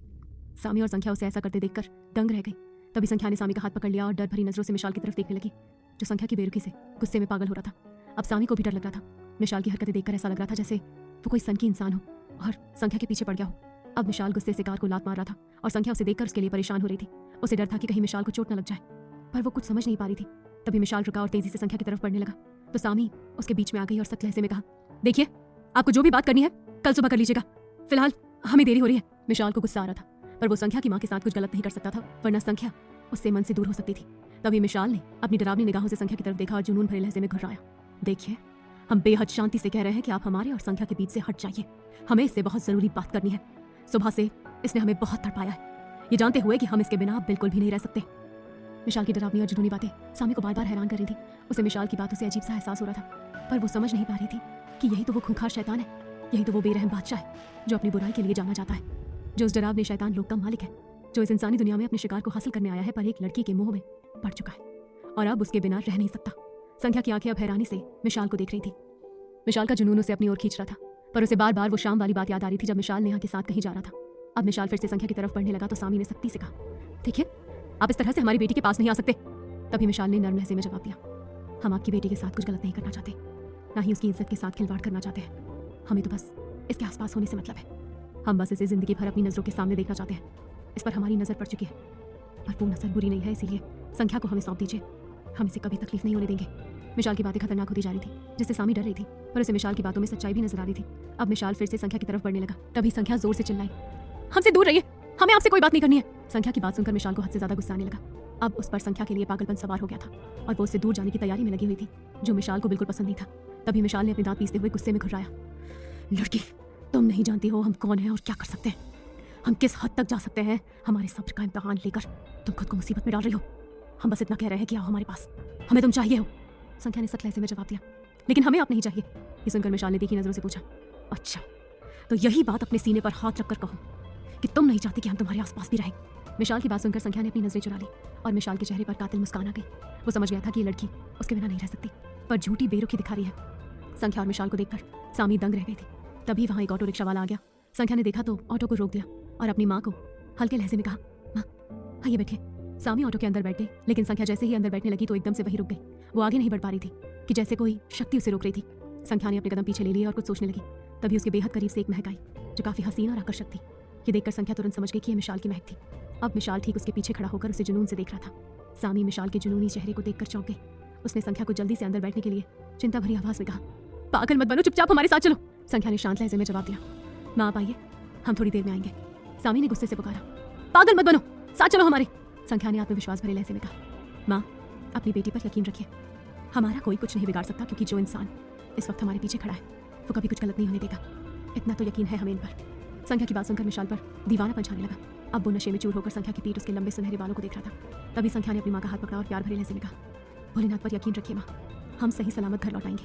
सामी ने चेतावनी भरे लहजे में कहा, ठीक है, पर अपने वादे को तोड़ना मत, वरना हम तुम्हें कभी माफ नहीं करेंगे।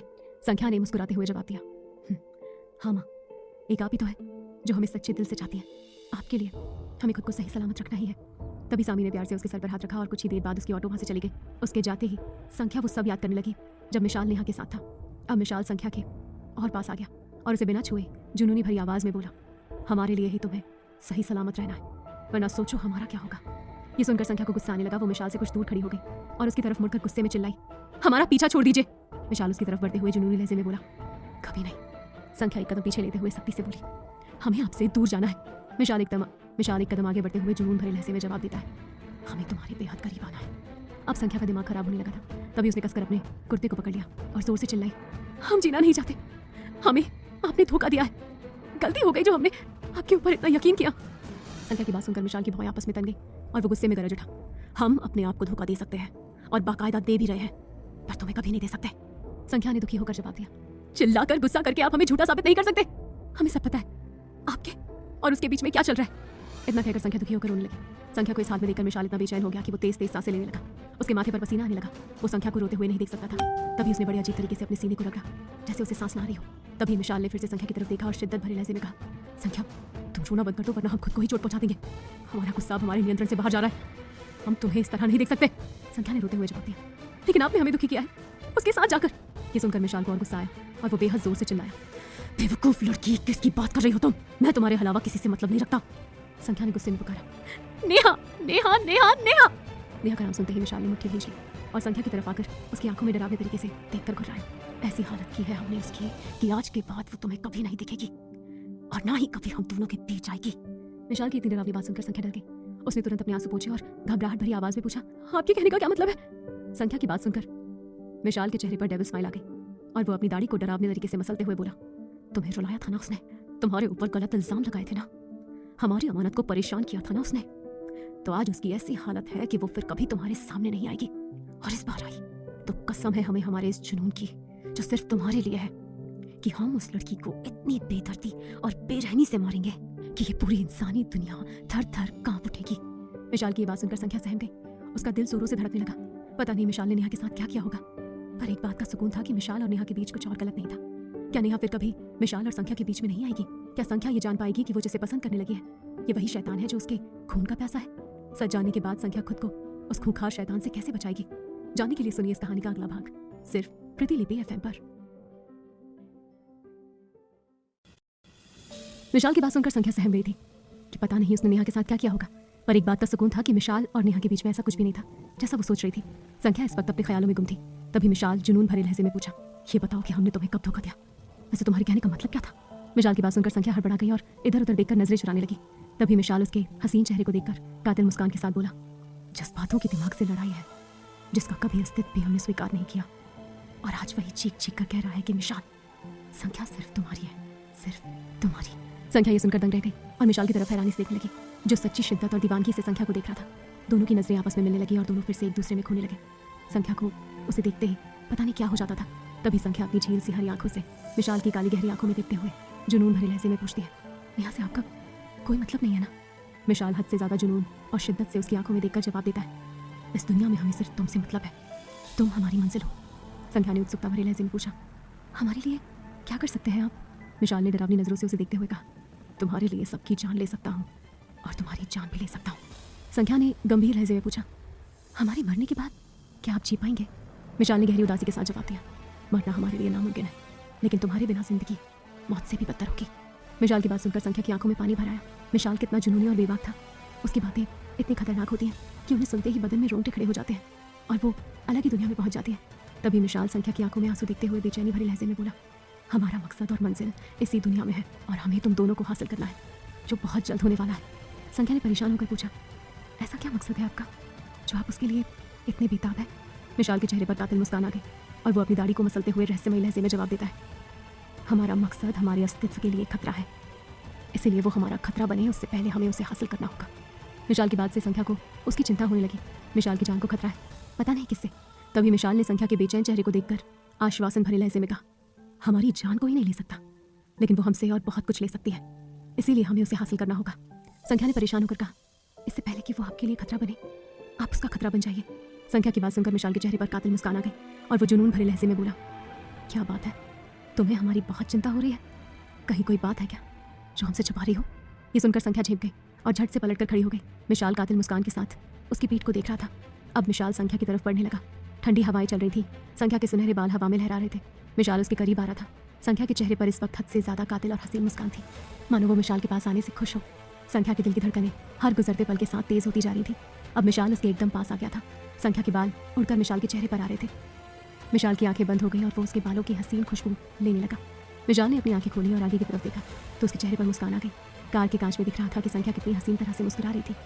यही काफी था मिशाल को पागल बनाने के लिए। अब मिशाल संख्या को छूना चाहता था, उसे महसूस करना चाहता था। उसे छूने के लिए उसने अपने हाथ आगे बढ़ाए ही थे कि तभी उसके कान में भेड़ियों की चिल्लाने की आवाज़ सुनाई दी। उसके साथी उसे पुकार रहे थे। जरूर कोई बात थी, वरना वो सब एक साथ मिलकर मिशाल को नहीं बुलाते। उनकी आवाज़ सुनकर मिशाल के हाथ हवा में ही रह गए। उस वक्त उसे गुस्सा तो बहुत आ रहा था, पर वो ये नहीं भूल सकता था कि उसका इंसानी दुनिया में आना सिर्फ परी के लिए ही है। संख्या तो उसे अनजाने में मिल गई और उसकी जान से बढ़कर बन गई। तभी मिशाल ने अपने गुस्से को काबू किया और शांत लहजे में कहा, संख्या, हमें एक जरूरी काम से जाना होगा, चलो हम तुम्हें घर छोड़ देते हैं। संख्या मिशाल की तरफ मुड़ी और परेशान होकर पूछा, हमें घर नहीं जाना, हमें आपके साथ जाना है। कहाँ जा रहे हैं आप?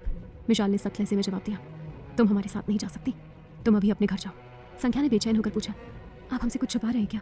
मिशाल ने हल्के गुस्से से कहा, हमारे पास इतना वक्त नहीं है कि तुम्हें यहाँ बैठाकर कुछ बताएं, चुपचाप गाड़ी में बैठो। मिशाल थोड़ा नाराज होकर बोला, जिससे संख्या को बुरा तो लगा और वो उदास होकर चुपचाप गाड़ी में आकर बैठ गई। मिशाल भी जल्दी से गाड़ी के अंदर बैठ गया और तेजी से वहाँ से निकल गया। अब संख्या बार बार मिशाल की तरफ देख रही थी, पर मिशाल ने एक बार भी उसकी तरफ नहीं देखा। संख्या को उसका बर्ताव बुरा लग रहा था, उसे रोना आ रहा था। तभी उसने अपना मुंह फेर लिया और खिड़की से बाहर देखने लगी। अब मिशाल उसकी सिचुएशन समझ रहा था। तभी उसने एक गहरी सांस ली और नरम लहजे में कहा, तुम्हारे अलावा किसी का हक नहीं होगा हमारे ऊपर। संख्या बिना उसकी तरफ देखे उदास होकर जवाब देती है, लेकिन आप तो किसी और के लिए हमें छोड़कर जा रहे हैं। मिशाल ने गंभीर लहजे में जवाब दिया, हम हमारे बीच के तमाम कांटों को हटाने जा रहे हैं ताकि फिर कोई हमें तुमसे दूर न कर सके। इतना याद रखना, हमारा मकसद पूरा होते ही हम तुम्हें यहाँ से बहुत दूर ले जाएंगे। मिशाल की बात सुनकर संख्या दंग रह गई और हैरान होकर पूछा, आपके कहने का मतलब क्या है? आप हमें कहाँ और क्यों ले जाएंगे? मिशाल कातिल मुस्कान लिए रहस्यमयी आवाज़ में बोला, क्योंकि तुम हमारी हो, इसीलिए हम तुम्हें यहाँ से बहुत दूर ले जाएंगे, जहाँ सिर्फ हम दोनों होंगे और हमारा साम्राज्य होगा। संख्या को मिशाल की बातों का मतलब समझ तो नहीं आया, पर उसे अजीब सा डर लगने लगा था, क्योंकि मिशाल संख्या को लेकर हद से ज़्यादा पागल और दीवाना हो चुका था। अब पता नहीं वो क्या क्या करने वाला था। संख्या वापस खिड़की से बाहर देखने लगी। कुछ देर बाद उसका घर आया। मिशाल ने उसके घर के आगे गाड़ी रोक दी और संख्या की तरफ देखकर जुनून भरे लहजे में बोला, आते हैं बहुत जल्द तुम्हारे पास। ये सुनकर संख्या के चेहरे पर मुस्कान आ गई। वो बिना कुछ कहे गाड़ी से बाहर निकल गई और खिड़की से मिशाल को देखते हुए मुस्कुराते हुए बोली, मिशाल, आप अपना ख्याल रखिएगा, क्या पता आप भी किसी की अमानत बन चुके हो तो। इतना कहकर संख्या तेजी से भाग गई और घर के अंदर घुस गई। उसने एक बार भी पीछे मुड़कर नहीं देखा। ये सुनते ही मिशाल का सीना ऊपर नीचे हो गया। संख्या जो बोल कर गई थी वो मिशाल के लिए कोई छोटी बात नहीं थी, ये बेहद खास बात थी। अभी वो कुछ कहता या करता इससे पहले ही वो भाग गई और मिशाल अपना जुनून और दीवानापन लिए वहाँ से चला गया। इधर दूसरी ओर शिमला शहर से थोड़ा दूर ऊंचे पहाड़ पर सारे भेड़िए एक जगह पर इकट्ठे हुए थे और उसके सरताज मिशाल का इंतजार कर रहे थे। पास में मिशाल के साम्राज्य यानी कि शैतानी लोग के कुछ आदमी भी सिर झुकाकर खड़े थे। अचानक वहाँ की जमीन हिले लगी और आसमान में अपने बड़े काले पंखों को लहराता हुआ शैतान उन सबकी तरफ बढ़ने लगा। तभी मिशाल धरती पर उतरा और गुस्से से अपने एक एक आदमी को देखने लगा। इस वक्त सबकी गर्दन झुकी हुई थी। तभी मिशाल अपनी मुट्ठी भींचकर गुस्से में गरज उठा। कहा था ना, जब भी इंसानों के बीच किसी जरूरी काम में व्यस्त हो तो तुम सब मुझे पुकारोगे नहीं।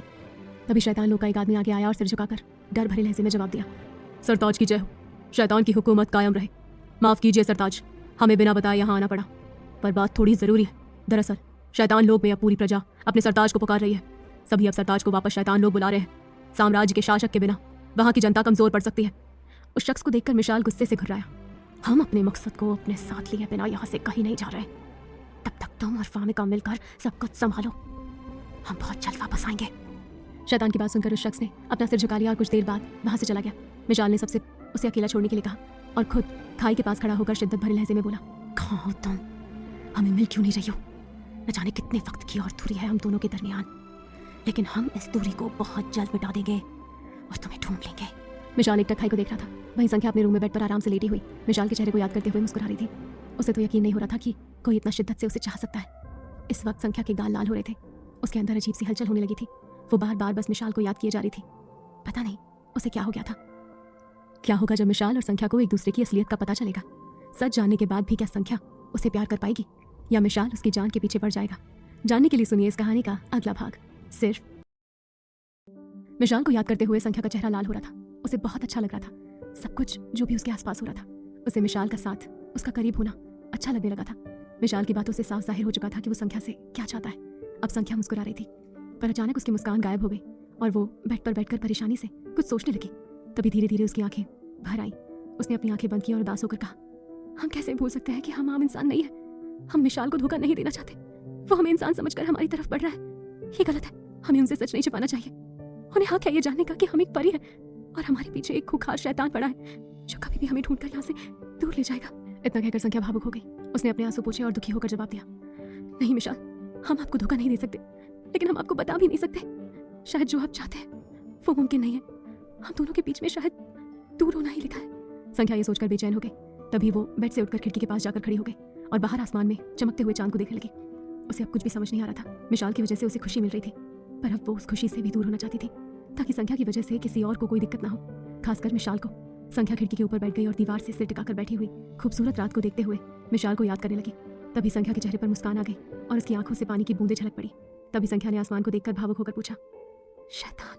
संख्या का इतना ही बोलना था कि घने डरावने जंगल की गुफा में एक पत्थर पर ध्यान मुद्रा में बैठे खतरनाक शख्स की लाल आंखें झट से खुल गई। उसके माथे की नसें फूलने लगी और आंखों में अंगारे भभक उठे। तभी लाल आंखों से वो सामने देखते हुए गुस्से से गरज उठा, उसने हमें फिर से पुकारा है। आखिर चाहती क्या है वो? उसका शैतान से क्या संबंध है? हमें हमारे सवालों के जवाब जानने ही होंगे, वरना कुछ भी हो सकता है। मिशाल अपनी जगह से खड़ा हुआ। उसने अपनी आंखें बंद कर दी और कुछ मंत्रों का उच्चारण करने के बाद वो वहां से गायब हो गया। संख्या ने देखा उसके पुकारने से किसी ने भी जवाब नहीं दिया। तभी वो बेड पर जाकर लेट गई। धीरे धीरे उसे नींद आ गई और वो अपनी दुनिया में खो गई। तभी संख्या के रूम की खिड़की पर एक काला साया अंदर आ गया और ठीक संख्या के सामने खड़े होकर अपनी गर्दन को टेढ़ी मेढ़ी घुमाते हुए एक सन की आशिक की तरह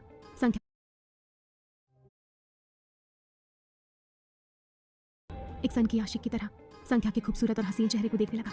संख्या इन सबसे अनजान अपनी नींद में खोई हुई थी। उसे सोते हुए देखकर मिशाल के चेहरे पर आकर्षक मुस्कान आ गई। उसने अपने आसपास देखा तो उसे एक टेबल दिखाई दी। मिशाल टेबल के पास आया और उस पर रखी किताब को देखने लगा। उन सारी किताबों में शैतान, उसकी दुनिया और उसकी शक्तियों के बारे में लिखा हुआ था। मिशाल ने गुरूर से कहा, जितना ही दुनिया हमारे बारे में जानती है उससे कई गुना ज्यादा है हम। हमारी शक्ति की कोई सीमा नहीं है। असीम और अनंत है हमारा शैतानी लोक, जिसके लिए हम किसी को भी मार सकते हैं, लेकिन अपने शैतान लोग को आज तक नहीं आने देंगे।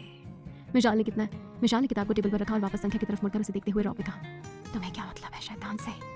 तुम्हें क्यों हमारे बारे में जानना है? हम तुम्हें समझ नहीं पा रहे हैं संख्या। मिशाल संख्या के पास आया और घुटनों के बल बैठकर संख्या के चेहरे को बेहद करीब से देखने लगा, जिस पर शांति छाई हुई थी, जहाँ कोई हलचल, कोई छल कपट नहीं था। मिशाल आकर्षक ढंग से फुसफुसाया, और जाओ, हमारी नींद उड़ाकर तुम चैन से कैसे सो सकती हो? तभी संख्या जो अभी नींद में थी सिहर उठी और कसमसाने लगी और करवट लेकर वापस सो गई। मिशाल ने उसकी पीठ को देखा और कातिल मुस्कान के साथ कहा, उठो, हम तुमसे बात करना चाहते हैं। तुम इस तरह सो नहीं सकती। संख्या की आंखें खुलने लगी। पर उसे अपने सामने कोई दिखाई नहीं दिया और संख्या भ्रमित होकर बोली, हे भोलेनाथ, हमें हो क्या गया है? जब यहाँ वो है ही नहीं तो हमें उनकी आवाज़ क्यों सुनाई दे रही है? संख्या ने अपने ख्यालों को झटक दिया और वापस सोने की कोशिश करने लगी। तभी मिशाल जोर से चिल्लाया, इंसान को हमेशा अपने चारों तरफ देखना चाहिए। जरूरी नहीं कि मुसीबत सामने से आई हो, अब तो किसी भी दिशा से आ सकती है, जैसे आज तुम्हारे पीछे से आई है। मिशाल की आवाज़ सुनकर संख्या हैरान रह गई। उसने झट से अपनी आंखें खोलकर पलट कर देखा तो दंग रह गई।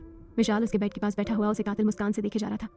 तभी संख्या ने घूर कर कहा, आप क्या कैसे? मिशाल ने रहस्यमय ढंग से जवाब दिया, बस तुमने पुकारा और हम चले आए। संख्या ने हैरान होकर कहा, क्या? मिशाल खड़ा हुआ और अपने बालों में बड़े एटीट्यूड से हाथ फेरते हुए बोला, बस तुमसे मिलने आया था। क्या करें, हम तुम्हें अकेला नहीं छोड़ सकते ना। संख्या अपनी आंखों को मसलने लगी और भ्रमित होकर उससे पूछने लगी, पर आप अंदर कैसे आए? मिशाल ने बेपरवाह ढंग से जवाब दिया, बस आ गया, इतना काफ़ी होना चाहिए। क्यों आए, कब आए, कैसे आए, इतना सब कहने का हमारे पास वक्त नहीं है। अब संख्या अजीब नज़रों से मिशाल की तरफ देख रही थी। तभी मिशाल उसकी टेबल से एक किताब लेकर संख्या के पास आया और वो किताब उसे दिखाते हुए गुस्से से बोला, तुम्हें इतनी मेहनत से कॉलेज में क्या पढ़ाया जाता है और तुम घर पर आकर क्या पढ़ती हो? तुम्हारा दिमाग खराब है क्या? पढ़ाई से कोई लेना देना नहीं है, बस इन फालतू की चीज़ों में ध्यान देना है। अब बताओगी ये सब क्यों पढ़ती हो तुम? मिशाल के गुस्से को देखकर संख्या सहम गई और इधर उधर देखने लगी। मिशाल उसके डर और सहमे हुए चेहरे को देखकर शांत होने लगा। तभी उसने गहरी सांस ली और नरम ढंग से पूछा, देखो हम गुस्सा नहीं कर रहे, हम तो बस पूछ रहे हैं कि तुम ये सब क्यों पढ़ती हो। तभी संख्या ने उस किताब की तरफ देखा और हल्के ढंग से जवाब दिया, हम भी इन शैतानों से, इनकी शैतानी ताकतों से कोई मतलब नहीं है। हम तो बस ऐसे कई बार रात को जब नींद नहीं आती तो पढ़ लेते हैं। बचपन से शैतान की कहानियाँ सुनी है तो जानना चाहते हैं कि असल जिंदगी में शैतान कैसे होते हैं या फिर सिर्फ किताबों के पन्नों में ही मौजूद है। ये सुनकर मिशाल के चेहरे पर काफी मुस्कान आ गई और वो उस किताब को साइड में रखते हुए रहस्यमय ढंग से बोला, हमें क्या पता इस ब्रह्मांड में क्या है और क्या नहीं। बेहतर तो यही है कि सब लोग अपनी अपनी दुनिया में ध्यान दें, क्योंकि किसी के पास इतनी शक्ति है कि किसी को मिटा सकता है और उसका अंदाजा हमें नहीं है। ये सुनकर संख्या अपनी जगह से खिड़की के पास जाकर खड़ी हो गई और चांद को देखते हुए नफरत से बोली, नफरत करते हैं हम शैतान और उसके अस्तित्व से, अगर वो है तो। संख्या की बात सुनकर मिशाल के सीने में अजीब सा दर्द होने लगा। तभी उसने अपने सीने पर हाथ रखा और अपने मन में चुपके से कहा, शांत हो जाओ मिशाल, इसकी नफरत करने ना करने से कोई फर्क नहीं पड़ता। हम तो इसे किसी भी कीमत पर अपने साथ लेकर जाएंगे। हमारा पहला जुनूनी मकसद जो बन चुकी है ये। तभी मिशाल संख्या की तरफ मुड़ा और उसके पास खड़ा होकर संख्या के खूबसूरत चेहरे को देखने लगा जिस पर चांद की रोशनी चांदी की तरह चमक रही थी। तभी मिशाल ने जुनून से पूछा, इतनी नफरत क्यों करती हो उससे जिससे न कभी मिली हो और ना उसे जानती हो? संख्या ने गंभीर होकर जवाब दिया, कई बार किसी से नफरत करने के लिए उसे जानना जरूरी नहीं होता, बस उसका नाम और उसका काम काफी होता है उससे नफरत करने के लिए। जैसे कि उस शैतान का है, नाम में ही सिर्फ डर, मौत और खौफ है, जिसका मकसद ही बुराई है, उससे हमें नफरत ही हो सकती है। मिशाल ने कुटिलता से मुस्कुराते हुए कहा, लगता है काफी पढ़ लिया है शैतान के बारे में, पर जरूरी नहीं जो पढ़ा है वही सच हो। कई बार सच इतना गहरा और अलग होता है कि हम उसे जानकर भी समझ नहीं पाते।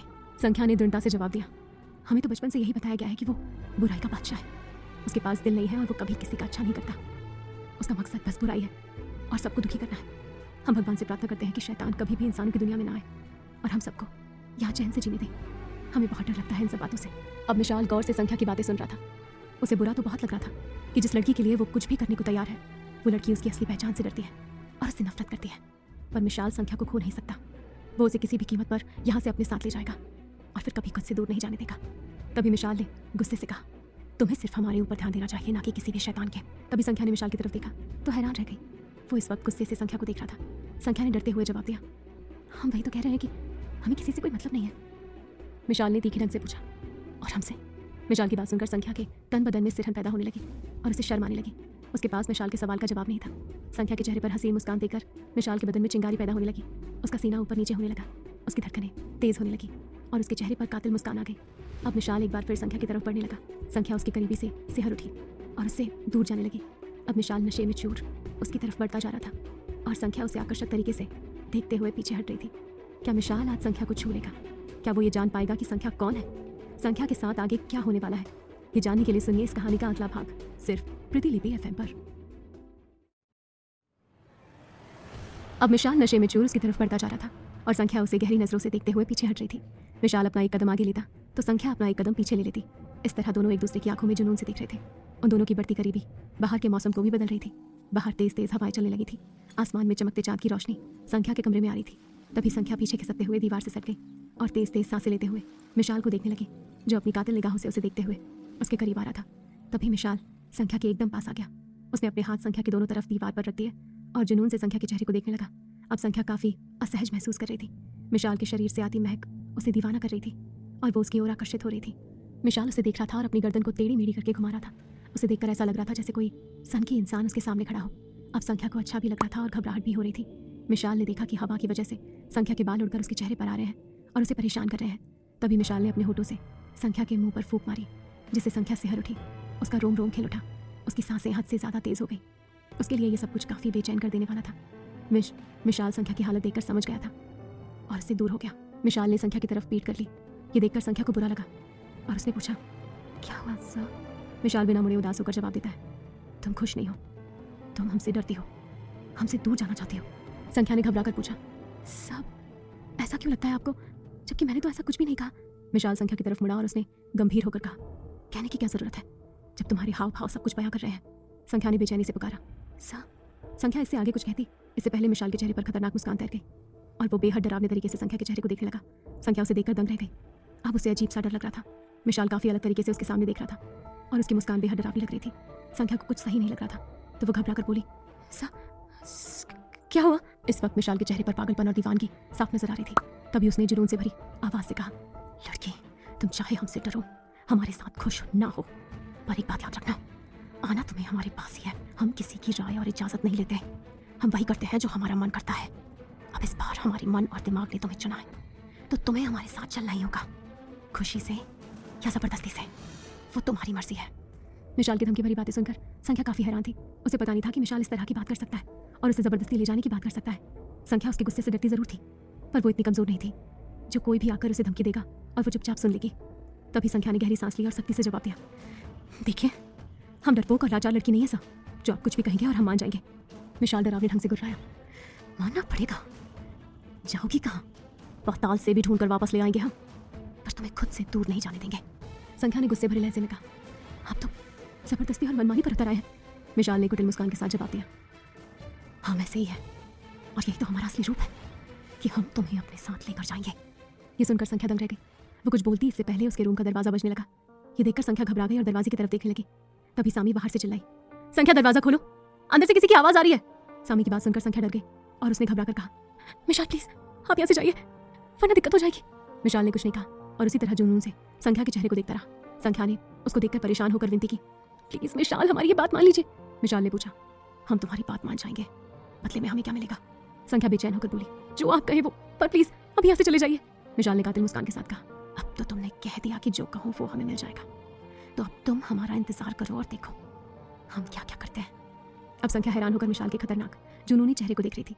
तभी मिशाल खिड़की के पास जाकर खड़ा हो गया और अपनी बाहें फैलाकर दीवानों की तरह बोला, संख्या तुम सिर्फ हमारी हो, हम तुम्हें इतना दूर ले जाएंगे कि वहां से तुम कभी और कहीं नहीं जा पाओगी। वहां तुम हमारी दुनिया में कैद हो जाओगी हमारे साथ। मिशाल की बातों ने संख्या को अंदर तक हिला दिया। वो अपनी जगह पर जम गई। अब वो बिना पल के झपकाए मिशाल के जुनून और पागलपन को देख रही थी। तभी मिशाल खिड़की से कूद गया। ये देखकर संख्या डर गई कि कहीं उसे चोट तो नहीं लगी होगी। तभी संख्या तेजी से खिड़की के पास आई और नीचे देखा तो सहम गई। मिशाल बेहद आकर्षक और डरावने तरीके से अब भी संख्या को देख रहा था। वो जमीन पर रौब से खड़ा था और उसकी कातिल निगाहें संख्या को घूर रही थी। अब संख्या को अजीब सी बेचैनी होने लगी। उसने जल्दी से खिड़की को बंद कर दिया और तेज तेज सांसें लेने लगी। मिशाल बहुत खतरनाक और जिद्दी है। अब वो अपने पागलपन पर उतर आया है और पता नहीं आगे क्या करने वाला है। जो भी हो, पर संख्या को काफी सावधान रहना होगा। तभी उसने गहरी सांस ली और जल्दी से अपने रूम का दरवाजा खोलकर देखा तो सामी गुस्से से उसे देख रही थी। तभी वो अंदर आकर चारों तरफ देखने लगी, पर उसे कोई दिखाई नहीं दिया। सामी ने संख्या को शक भरी निगाहों से देखते हुए पूछा, कौन था तुम्हारे साथ? संख्या ने घबरा कर जवाब दिया, कोई भी तो नहीं था माँ। सामी भी सख्त लहजे में बोली, संख्या हमसे झूठ मत बोलो, हमने मर्द की भारी आवाज सुनी है जो इस कमरे से आ रही थी। कौन था वो? संख्या ने सफाई देते हुए कहा, ओह तो आप इसकी बात कर रही हैं। अरे माँ, हम अपना फोन चला रहे थे, इसमें से आपको आदमी की आवाज सुनाई दे रही थी। ये देखिए, हम एक शो देख रहे हैं। सामी संख्या के फोन को देखने लगी, पर उसे अभी भी शांति नहीं मिली। तो उसने पूरे कमरे को चेक किया। उसे जब कहीं कुछ नहीं मिला तो उसने नरम होकर कहा, चुपचाप जाकर सो जाओ, देर रात तक जागने की जरूरत नहीं है और हमसे कभी कुछ छुपाना मत। संख्या ने हाँ में सिर हिला दिया और सामी रूम से बाहर चली गई। अब जाकर संख्या ने चैन की सांस ली और रूम का दरवाजा बंद कर दिया। अब संख्या को बहुत घबराहट हो रही थी क्योंकि मिशाल की बातें सामान्य नहीं थी। वो उसे साफ साफ धमकी देकर गया था। अब पता नहीं क्या होगा। संख्या को उसका साथ अच्छा लगने लगा था, पर उसका इस तरह से धमकी देना और जबरदस्ती की बातें करना संख्या को डरा रहा था।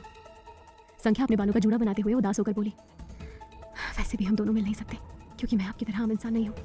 एक बार के लिए मैं आपकी बात मानकर आपके साथ चली भी जाऊँ, पर आप तो खुद मुझे स्वीकार नहीं कर पाओगे। इसीलिए आपको और हमें कोई तकलीफ हो इससे पहले हमें आपसे दूरी बनानी होगी, वरना न जाने क्या हो जाएगा। दुख तो बहुत हो रहा है क्योंकि आपसे दूर जाने का ख्याल भी हमें रुला रहा है, पर जो सच है वो सच है। ये सोचते हुए संख्या बेड पर जाकर लेट गई और मिशाल के बारे में सोचने लगी। वही मिशाल गुस्से से आसमान में अपने पंख फैलाए उड़ रहा था। आज उसका मन अशांत था। उसे कुछ अच्छा नहीं लग रहा था। संख्या से दूर जाने के ख्याल मात्र से उसका दिमाग खराब हो रहा था। उसे पता था कि वो एक इंसान नहीं है, एक खूंखार शैतान है जिससे संख्या नफरत करती है। तो मिशाल की सच्चाई जानने के बाद संख्या उसे कैसे अपनाएगी, कैसे उसके साथ आगे बढ़ेगी, यही सब सोच सोचकर मिशाल को गुस्सा आ रहा था। वो इस वक्त पूरी इंसानी दुनिया को तबाह कर देना चाहता था, पर अभी वो ऐसा नहीं कर सकता था क्योंकि इसी दुनिया में उसका मकसद और उसकी संख्या मौजूद है। उसे अपने साथ ले जाना है। अगली सुबह संख्या आज कॉलेज नहीं जा रही थी क्योंकि वो मिशाल का सामना नहीं करना चाहती थी। कल जिस तरह से मिशाल उसे धमकी देकर गया था वो संख्या को काफ़ी बुरा लगा। अब वो उससे नाराज़ थी और साथ साथ उससे दूरी भी बना रही थी ताकि वो दोनों एक दूसरे के आदी ना हो जाए। इस वक्त संख्या अपने रेस्टोरेंट में एक टेबल के पास बैठकर अपनी पढ़ाई कर रही थी, पर उसका ध्यान कॉलेज में ही था। उधर कॉलेज शुरू हो गया था और मिशाल जुनून से संख्या का क्लास में आने का इंतजार कर रहा था। संख्या को देखने की तलब और बेताबी इस वक्त उसके चेहरे पर साफ दिखाई दे रही थी। तभी मिशाल वॉशरूम में आया और अपनी बाज सी नज़रों से इधर उधर देखने लगा, पर उसे पूरे क्लासरूम में कहीं भी संख्या नहीं दिखाई दी। मिशाल ने एक बार फिर से ध्यान से देखा, तब भी संख्या वहाँ नहीं थी। मिशाल समझ गया था कि ये लड़की फिर से अपनी मनमानी और बेरुखी पर उतर आई है और जानबूझकर कॉलेज नहीं आ रही है ताकि मिशाल से उसका सामना ना हो सके। ये सोचकर मिशाल को गुस्सा आने लगा। उसने अपनी मुट्ठी भींच ली और दांत पीसते हुए गुस्से से गरज उठा, संख्या ये तुमने ठीक नहीं किया। तुम बार बार हमारे सब्र का इम्तिहान ले रही हो, इस बात से अनजान कि हम शैतान हैं। गुस्सा हमारी रग रग में बहता है जिसे सिर्फ तुम्हारी वजह से काबू किया है हमने, और तुम हमारे ही सिर चढ़ रही हो। इतनी आसानी से कैसे बच जाओगी तुम हमसे? छोड़ेंगे नहीं हम तुम्हें, चाहे तुम कुछ भी क्यों ना कर लो। मिशाल की आंखें गुस्से से लाल हो चुकी थी। उसने बड़ी मुश्किल से खुद को शांत किया और बेमन से सभी को पढ़ाना शुरू कर दिया और सीधा अपने कैबिन में चला गया। अंदर आते ही उसने दीवार पर जोर से मुक्का मारा जिससे दीवार ही हिल गई। अब विशाल के माथे की नसें फूलने लगी। उसे बहुत गुस्सा आ रहा था।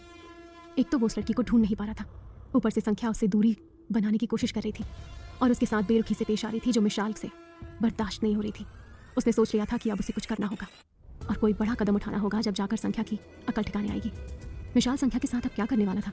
क्या संख्या मिशाल को खुद से दूर रख पाएगी या हो जाएगी उसके गुस्से का शिकार? जानने के लिए सुनिए इस कहानी का अगला भाग सिर्फ प्रतिलिपि FM पर।